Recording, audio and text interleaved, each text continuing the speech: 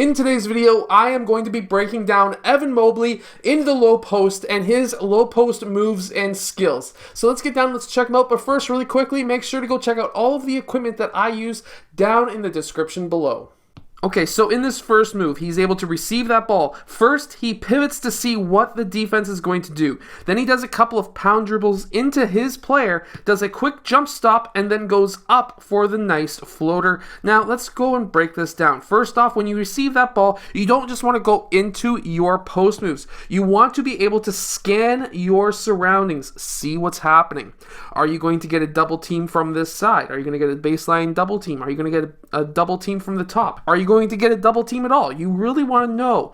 From there, you want to then take 1 to 2 dribbles. You don't want to go and take too many dribbles, because what's going to happen is you're going to get double teams coming down, triple teams, and it's not going to be fun.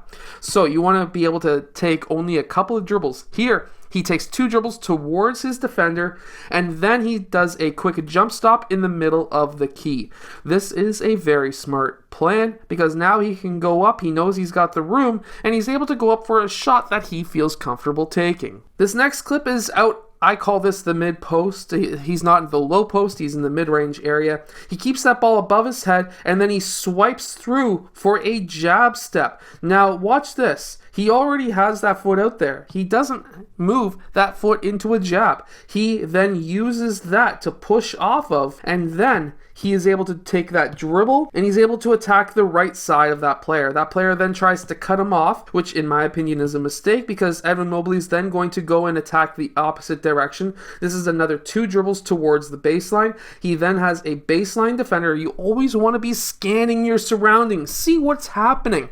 Are you getting a double team? Because here, watch. He sees that happening. He sees that player coming over to double team. And because of that, he's able to spin off, go towards the middle of the key, and then he's able to get that layup or get that floater, hook shot, baby hook, whatever you want to call it, while having multiple players around him. He was able to use his vision to his advantage. In this next clip, what we see is a front-facing defender and, of course, a lob pass over top. Now, when you get a lob pass, the first thing in your mind you have to know is you are going to 100%, especially if it's telegraphed like this, you are going to have a defender come up from behind you and try and take that ball. You need to know where all of these players are. Now, if you look really quickly and you see 4 players, you automatically need to assume that the 5th one is behind you.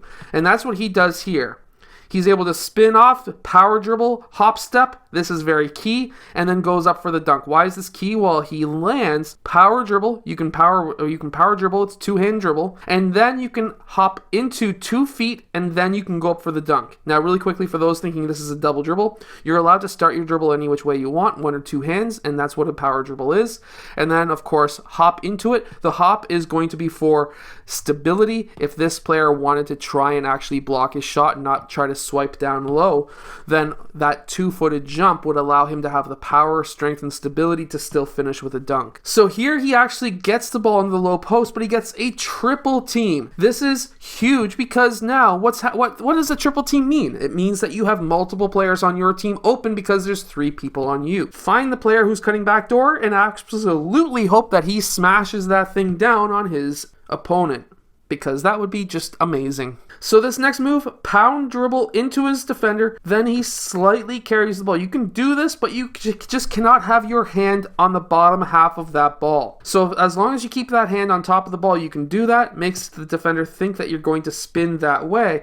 1 more pound dribble, and then does a 2-footed jump stop in the middle of the key. Why is this important? Because that allows him to have the strength and stability to go straight up against the defender and finish with the baby hook, which then bounces around and goes in. This next clip, he's able to catch that ball in the transition, scan the court before he takes that dribble, knows that this player's guarding here, that player's guarding here. It's really just one-on-one. And in this case, he lands, spin dribble, and then he's able to go up for that baby hook once more.